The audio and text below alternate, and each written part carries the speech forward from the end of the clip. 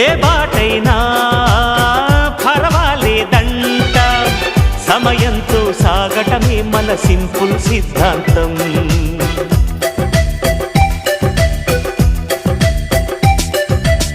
చిరుగాలికి పరిమళమిచ్చే సిరిమల్లెల వనమై ఉందాం, గగనాన్ని నేలను కలిపే హరివిల్లుల వంతెన అవుదాం. ఆనందం అంటే అర్థం మనమందా, ప్రతి పూట పాటై సాగే హుషారు సరిగమలో. ఎన్నో ఎన్నో రాగాలుండే సంగీతం కాదా, చల్లకి నవ్వుల కేరింత.